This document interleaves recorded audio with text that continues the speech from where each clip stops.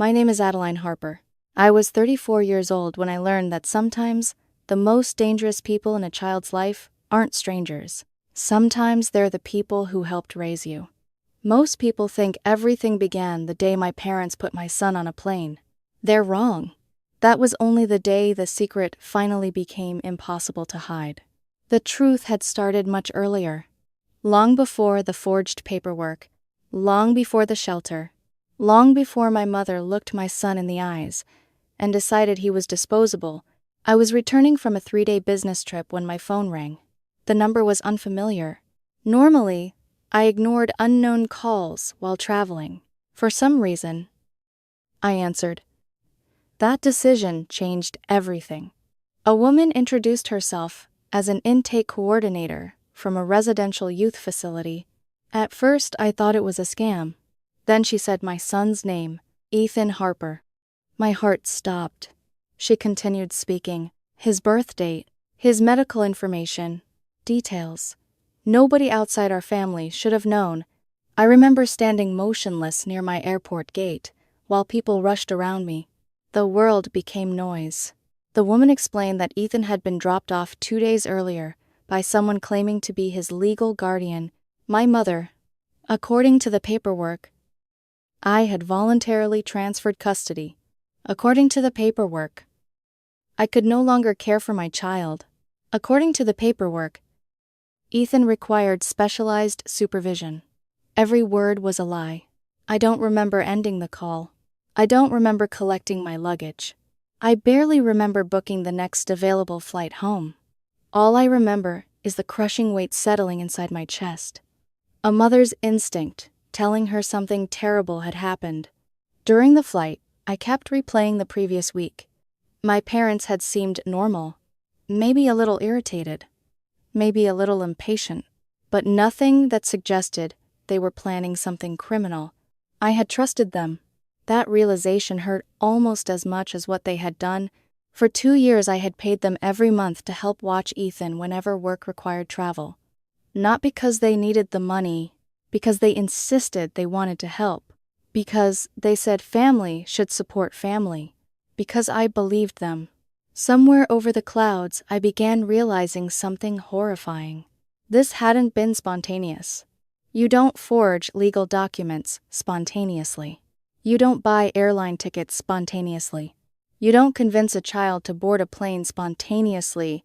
This had been planned, carefully, patiently, deliberately. When I finally reached the facility, a staff member escorted me down a narrow hallway. The building smelled faintly of disinfectant and stale cafeteria food. My stomach twisted. Several older boys wandered through the common area. One was shouting at a counselor. Another slammed a door hard enough to shake the wall. I kept thinking the same thing. Ethan shouldn't be here.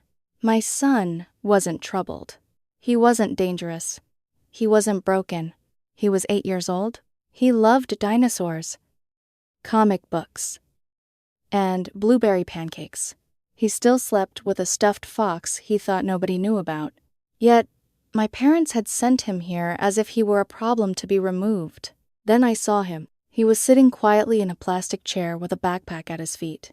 For one terrifying second, he looked older. Not physically, emotionally, like something had been taken from him. When he noticed me, he stood immediately. I expected tears. I expected him to run. Instead, he simply walked toward me. His small face remained expressionless. Then, he asked one question. "Are we going home now?" The words nearly destroyed me. I knelt and wrapped my arms around him. For a moment, he stayed completely still. Then he finally hugged me back. I could feel him trembling. That was when the guilt arrived. Heavy, merciless. I had left him with people who saw him as an inconvenience. People who had convinced him I wasn't coming back. On the drive home, Ethan barely spoke. The silence felt wrong. Children are supposed to ask questions. They are supposed to complain. They are supposed to chatter endlessly. But Ethan stared through the window most of the trip. Eventually, he whispered something. "Grandma said you needed a break from me." I gripped the steering wheel harder. What else did she say? His voice grew smaller. That everybody leaves eventually, A chill moved through me, because suddenly, dozens of moments from previous years resurfaced. Comments my mother had made, little remarks, tiny criticisms, things I dismissed at the time. The way she complained about Ethan's energy, the way she compared him to other children, the way she acted inconvenienced whenever he wanted attention. At the time, I told myself she was simply tired. Now, I wasn't so sure. That evening, after making sure Ethan was safe at home with my boyfriend, Daniel, I drove directly to my parents' house. Daniel offered to come with me. I almost let him, but something told me I needed to face them alone. The house looked exactly the same. Warm lights, perfect lawn, flower boxes beneath the windows. The picture of a loving family. The lie of a loving family. I still had a key. They had forgotten that. I unlocked the door and stepped inside. The smell of roasted chicken drifted from the kitchen. My parents were eating dinner. Like nothing had happened. Like they hadn't abandoned a child hundreds of miles away. My mother looked up first. Her expression barely changed. "You're back early." Not sorry. Not surprised. Not afraid. Just annoyed. My father continued eating. I stared at them. The silence stretched. Finally, my mother sighed. "We thought maybe this would help." Help. The word echoed inside my head. Help who? You. She replied calmly.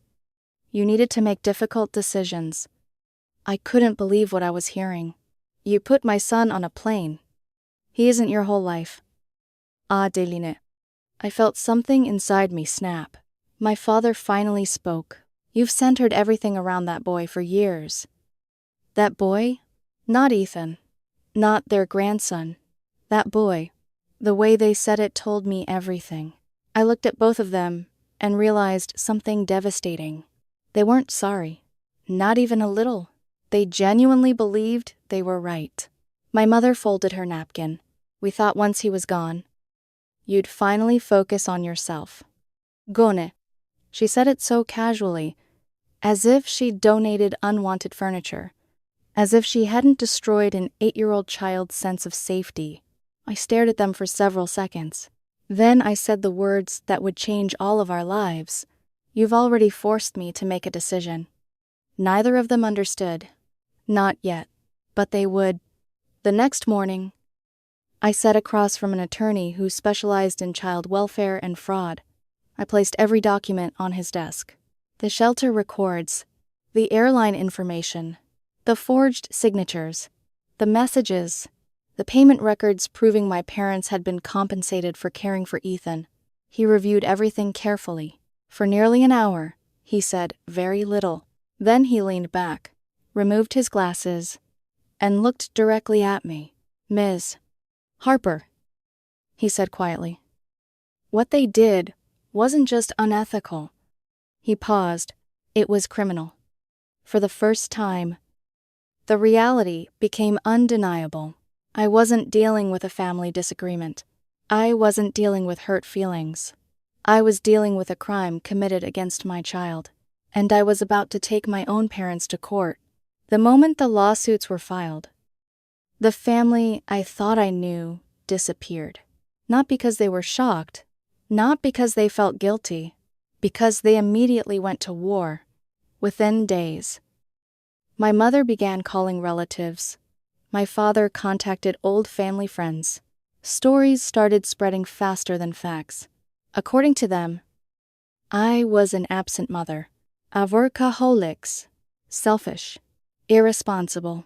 They claimed they had stepped in to save Ethan from a chaotic life. The forged documents became a misunderstanding. The shelter became a temporary solution. The crime became a favor. It would have been almost laughable if it hadn't involved my son.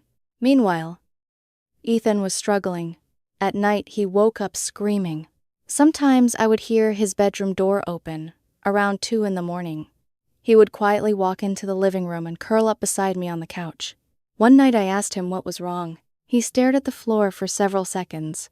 Then he whispered, "What if you leave me there again?" The question hit harder than any courtroom argument ever would. I pulled him into my arms. "I will never leave you there again." He nodded, but I could tell part of him wasn't completely convinced. Trust doesn't return overnight, especially when adults have shattered it. The criminal investigation moved quickly. Detectives collected airline records. They interviewed shelter staff.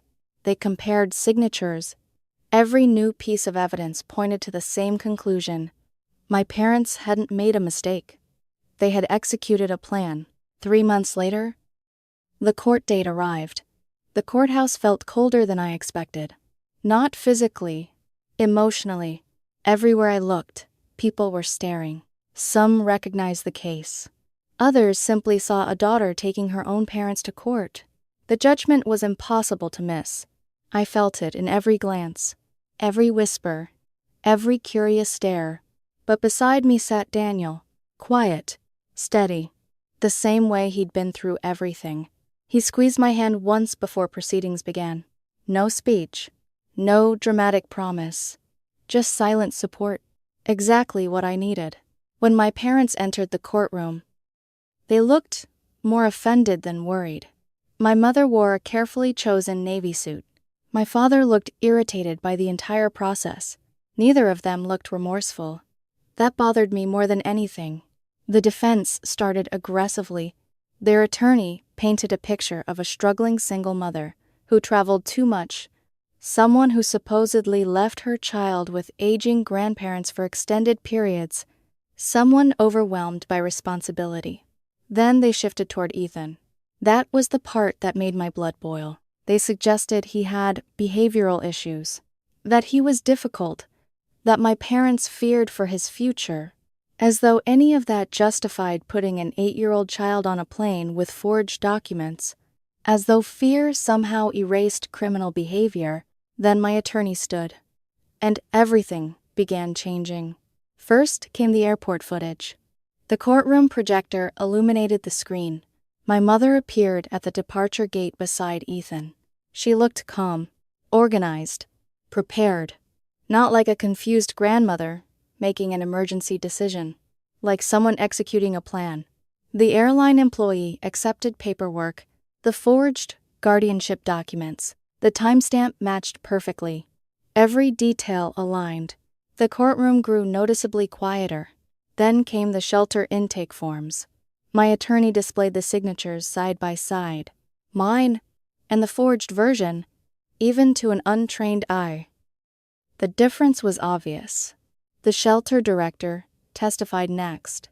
She described my mother's statements during intake, how she claimed I had surrendered custody, how she insisted Ethan wasn't safe around other children, how she emphasized that nobody should contact me immediately. The jury listened carefully. Several jurors exchanged uncomfortable looks. The story my parents had built was beginning to crack. Then came the text message, the message that changed everything. My attorney projected it onto a large screen, a message from my mother sent shortly after I confronted them. "We are not cut out to raise someone else's mistake." Silence filled the courtroom. Not normal silence, the kind of silence that follows something ugly, something impossible to defend. For the first time, my mother's confidence visibly faltered. She stared at the table. My father avoided eye contact entirely. But the biggest surprise was still waiting. A former neighbor, named Lisa, took the stand, an elderly woman who had lived beside my parents for more than 20 years. She spoke calmly, carefully, without hesitation. She testified that months before Ethan was sent away, my mother repeatedly complained about him. She said, "My mother often talked about wanting a break from that child." Then Lisa repeated a sentence that made the entire courtroom freeze. She told me she wished he would disappear for a while. The defense objected immediately. The judge overruled it. Lisa continued. She explained that my parents often joked about teaching me a lesson. At first, she thought they were venting frustration. Now she realized they had been revealing their intentions. The atmosphere inside the courtroom shifted completely. People who had entered believing this was a family dispute were beginning to see something much darker, but nothing compared to the testimony that followed. Ethan's therapist took the stand. She explained the emotional damage in clinical detail, the nightmares, the panic attacks, the separation anxiety, the fear of abandonment. Then she described something I hadn't even known. During one therapy session, Ethan had drawn a picture of himself standing alone in a room. Everyone else had faces. He didn't. When asked why, he told her something heartbreaking. Because nobody could see me. I felt tears forming instantly. Across the room, Daniel lowered his head. Even the judge looked disturbed. The therapist explained that Ethan genuinely believed I had abandoned him. For 2 full days, he thought I chose not to come. That kind of trauma doesn't disappear simply because a parent eventually arrives. Then another surprise emerged. One of Ethan's therapy notebooks was introduced as evidence. Inside were simple journal entries, childlike handwriting, misspelled words, tiny sentences. One entry read, "Maybe Mom forgot me." Another read, "I was good today, so maybe they will call her." And the last one nearly broke me. "I don't want to be thrown away again." There wasn't a person in that courtroom who remained unaffected. Not anymore. When my parents finally took the stand, the damage was already done. My mother attempted to frame everything as a misunderstanding, a desperate decision, an act of concern. But every answer contradicted evidence. Every explanation created new problems. Eventually, even her attorney stopped trying to expand her responses. My father barely spoke. He answered questions with short sentences, avoided responsibility, avoided accountability, avoided reality.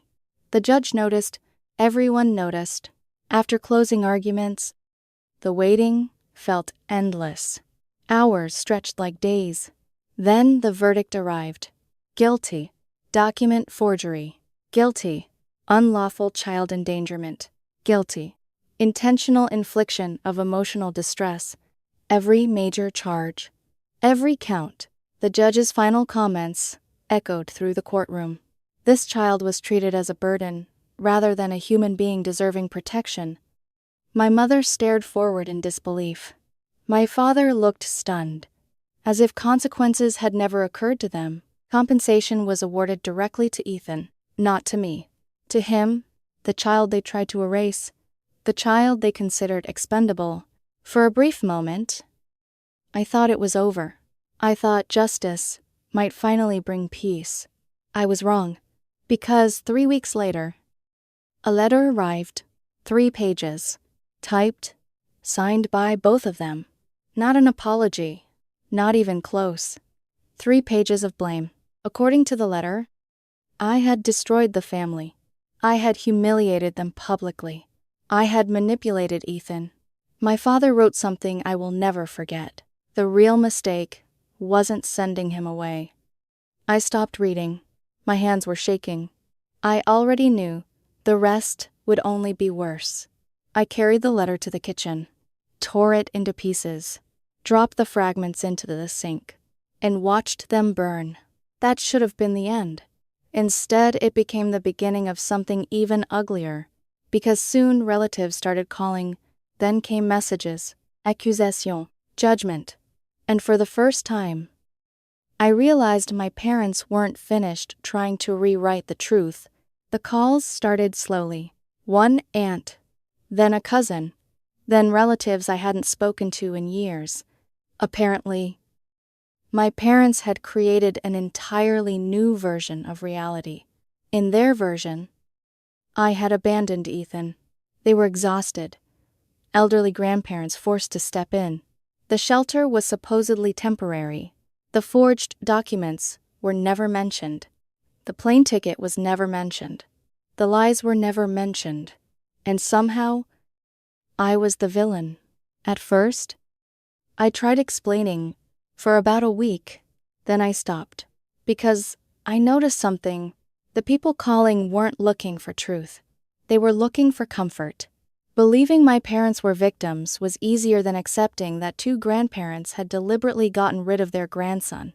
So I let them believe whatever they wanted. I had bigger priorities. Ethan. Every day after the trial, I watched him trying to rebuild pieces of himself.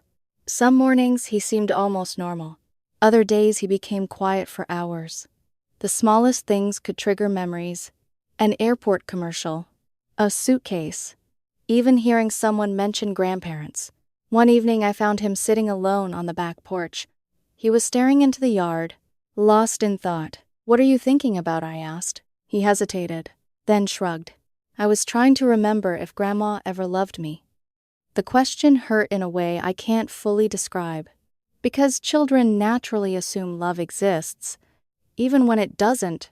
I sat beside him, and for a long moment neither of us spoke. Finally, I answered honestly, "I don't know what was in her heart." He nodded slowly, then asked, "But you love me, right?" I pulled him close immediately. More than anything. That answer came without hesitation, without conditions, without limits, the exact opposite of everything my parents had offered.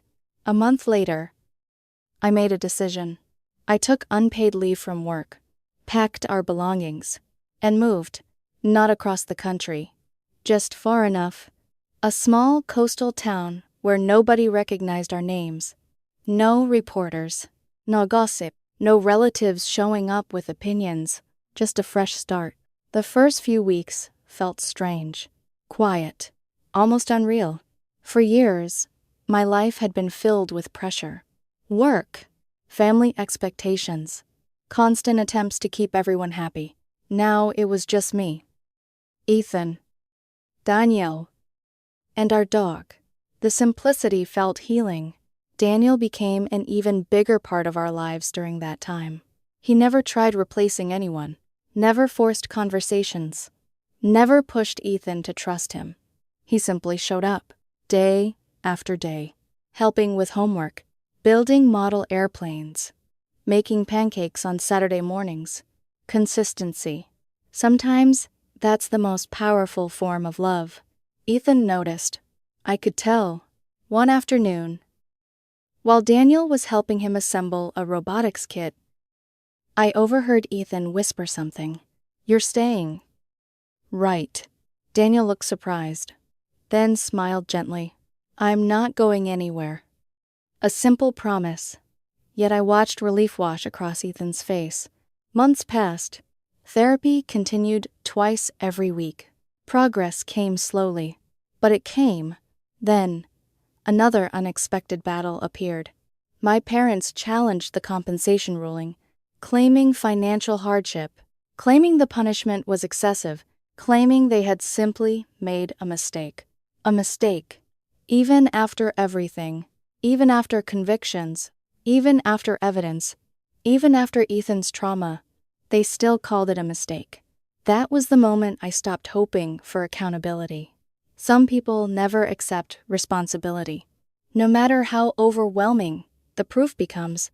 So I made another decision. I requested a permanent restraining order, not because I feared them physically, because I wanted certainty. I wanted protection. I wanted a legal wall between my son and the people who had tried to erase him. The judge granted it. No visits, no letters, no gifts, no messages through relatives, no contact whatsoever. When the order was finalized, I felt something unexpected. Relief. Not victory. Relief. The battle was finally finished. Or so I thought. About 6 weeks later, my phone rang. The caller was Lisa, the former neighbor who had testified during the trial. She sounded nervous, as though she'd spent months debating whether to call. Then she told me something that made my stomach turn. My parents had been discussing plans to remove Ethan long before it happened. Months before, maybe longer. According to Lisa, my mother repeatedly complained that looking after him interfered with her retirement plans. She told friends she felt trapped, that she was tired of sacrificing her freedom. Then, Lisa repeated a phrase she heard several times. "Kate needs to be scared straight." Except, my name wasn't Kate anymore. In this life, it was Adeline. And apparently my parents believed abandoning my son would somehow teach me a lesson for daring to build a life they didn't approve of, a lesson for refusing to hand over control, a lesson for becoming a mother, despite their resentment. The cruelty of it left me speechless. Then more truth surfaced. Friends who had initially sided with my parents began reaching out. Awkward apologies arrived through texts and emails. Apparently, people were discovering the lies, the addiction stories, the abandonment stories, the fabricated claims that I left Ethan with no support. Everything was unraveling. Then came the article.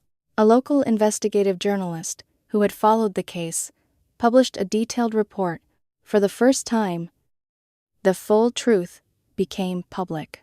The forged paperwork, the flight, the shelter, the criminal convictions, the manipulation. The article didn't reveal Ethan's identity, but it didn't need to. The facts spoke loudly enough. Almost overnight, my parents' reputation began collapsing. Their country club revoked membership. Community organizations quietly distanced themselves. Church committees asked them to step down. People who once defended them suddenly became unavailable. I didn't celebrate. Honestly, I felt nothing, because none of it changed what happened to Ethan. Reputation was irrelevant. The damage had already been done. One night, nearly 8 months after the trial, Ethan and I were making dinner together. Actually, dinner was a generous description. We were making pancakes, again, because apparently pancakes had become our unofficial therapy. Flour covered the counter. Batter somehow reached the floor. The dog was hoping for dropped food. For the first time in a long while, Ethan seemed genuinely relaxed. Then he suddenly spoke. I knew they weren't coming back. I looked up. What do you mean? He focused on flipping a pancake. I knew it when they left me there. His voice remained calm, matter of fact. They weren't planning to come back. The realization nearly broke me, because he had understood the truth long before anyone thought he did. Children often understand more than adults realize. I waited. Eventually, he added something else. I'm glad they didn't. The room became very quiet. Then he smiled. A real smile. Not forced, not fragile, a real one. And in that moment, I understood something important. Healing wasn't forgetting. Healing was choosing a future that mattered more than the past. A year passed. Then another season.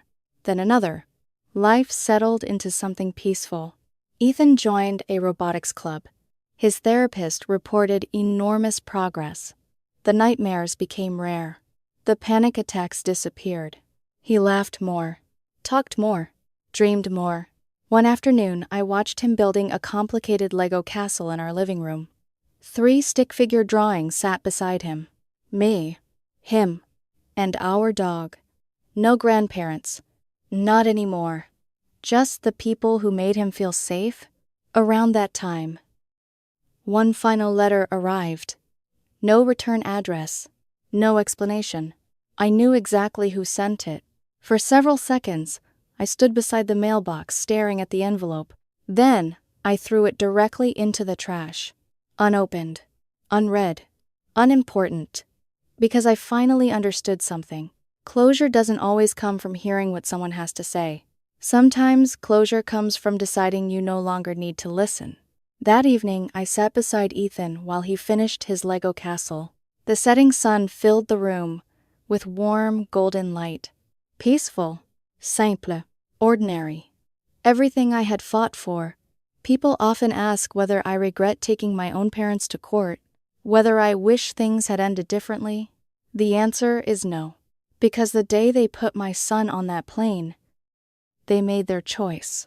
The day they forged those documents, they made their choice. The day they called him a mistake, they made their choice. I simply responded. They'll spend the rest of their lives living with silence. No birthday calls. No holiday visits. No photographs. No second chances. Not because I hate them, because I finally chose Ethan. Completely. without compromise, without guilt, without fear. And if protecting my son meant walking away from the people who raised me, then so be it. Today, Ethan has a future. Daniel and I have peace. Our home feels safe. And the people who tried to throw away an innocent child have only each other. Maybe that's justice. Maybe it's consequence. Either way, it isn't my burden anymore. Because I'm not carrying their shame. I'm carrying my son's future. And for the first time in years, that future feels bright.